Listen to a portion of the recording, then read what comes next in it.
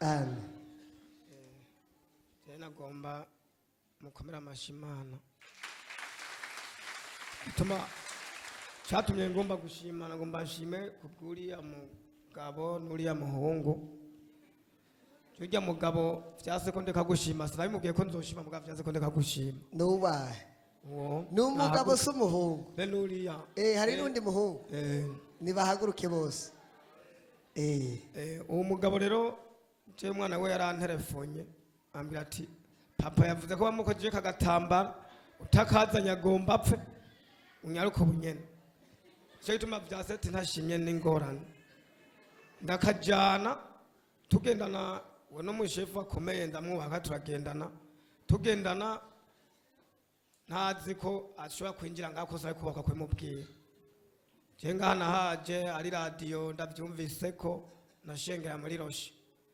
mugabo babona nabazanye naho nodende bukirwa bazi bakomeze umurimo ko ahantu harakomeye kuko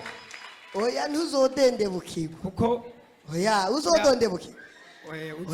uzosengera ko je ndibuka aho navuye bambwiye ati wewe tuzosenga mpaka ntituzova tunagusubirije wewe amasengesho tuyankure ko kwanza ntituzova tugusubirije utagumiza kuba protocole ngaha ndababwira ati ntibizokunda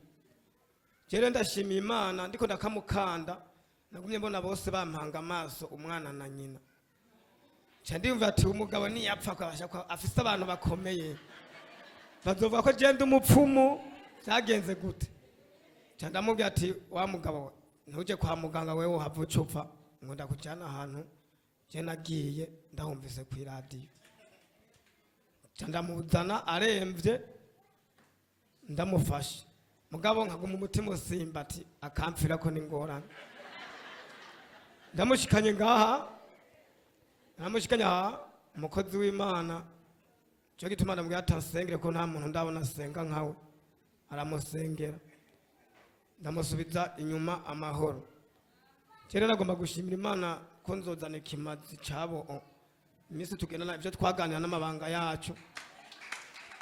kubera uwo mugabo mbonye akomeye uwo vyase kuno munsi nari nasivye uriya nahari je namuzanye na uno munsi yakoze yanzanye ku nguvu nawe umva rero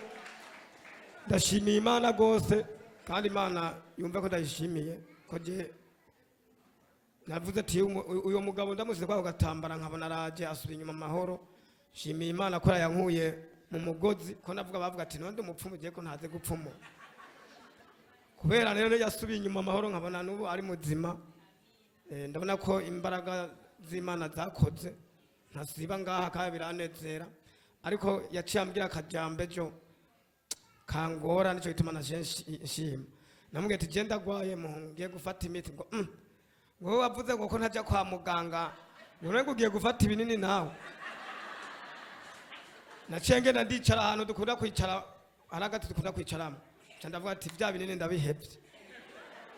nubu sindafata ibinini rumva naho ngwaye se cyane ndumva ko cyagukira nico gituma rero shimiye Imana so nabiteguye nzozana ikimazi cyabari ababiri uzoze gushima kwanje Imana baheza